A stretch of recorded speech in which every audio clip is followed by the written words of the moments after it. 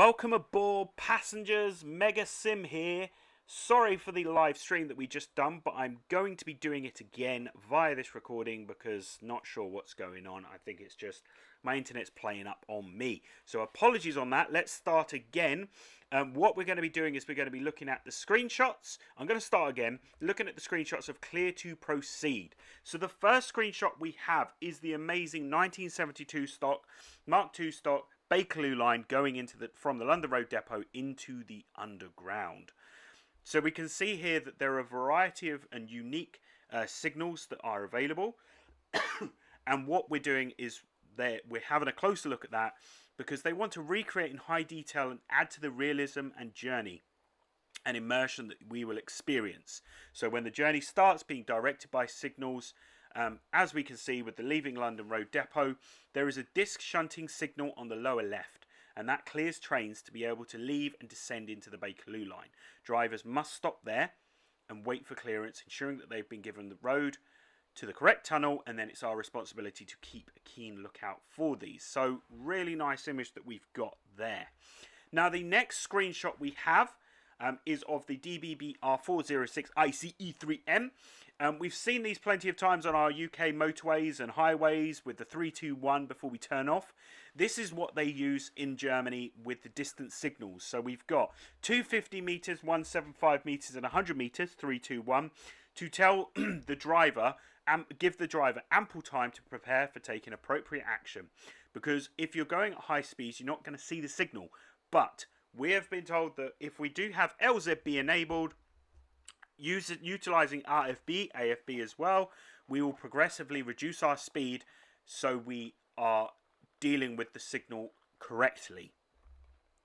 With the third and fourth image, that is around the sandpatch grade with a variety of signals present throughout the route, and primarily due to the different systems employed by former railroads. There are so many different signals. Now there are signals on here which are often nicknamed Darth Vader to reduce light bleed, and they carry hoods, so reducing snow build-up, improve readability from much further away to traditional top-mounted signals. So some nice images there. We're back onto the Bakerloo line for our fifth image. The Bakerloo line is a rabbit warren of underground tunnels, sharp curves and fast-changing grades. So due diligence is important and required.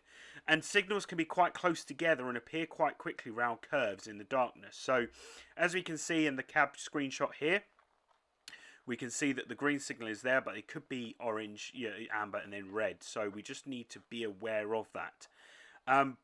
But when we play Train Sim World 2, it is possible to change the level of assistance the hub provides regarding upcoming signals. So we can have it where it tells us, like we have in normal Train Sim World, or we can try and utilize the signals ahead of us. Depends on our eyesight and depends how we're feeling that day.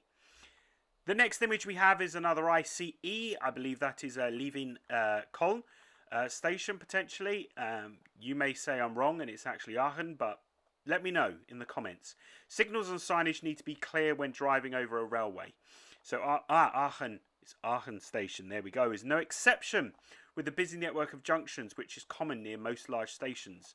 So knowing that you can safely proceed is very important because you don't want to crash into that other ICE coming into the station. So we are greeted with very clear signals at the end of the platform, and there is a permanent 40km speed restriction sign visible for trains departing towards Köln, just to ensure that we depart at a safe speed, if not operating under PZB monitoring. Lovely, we are back to the Bakerloo line once again. Lovely, lovely image we have there of the Bakerloo line Mark II 1972 stock at Queen's Park Station. So we have been given permission to proceed by the signaller. This signal permits trains to proceed onward to Harrow and Wealdstone or into the sidings at Queen's Park, where caution is required as it is the end of the line. The complexity of this signal shown here is the number of heads presented due to the multi-purpose nature of some signals. So this particular signal contains a coacting head and it repeats what is shown on the main head. So given the low driving position of the 1972 stock, they may not be able to see the main head. So that is why there is a low driving position head to be able to do that, and it is duplicated. And it also has a disshunting head as well, which is to route trains into the siding. A theatre route indicator, which advises the driver of the route code for whichever direction the train is heading in. And also a rail gap indicator to advise where there is no power ahead. All of this is mounted onto one post. That's a lot of signalage on one post. Signalage? That's not a word, but I think it should be. Signalage on one post. These are so good. I love Gameplay Shot Friday. Some really good ones there. Really nice ones of the Bakerloo Line. Apologies again for the live stream.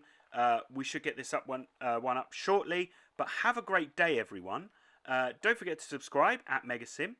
And also at Megasim UK on Instagram, Facebook and Twitter. Have a pleasant afternoon and evening. And we will see you again soon. See you later, guys. Bye-bye.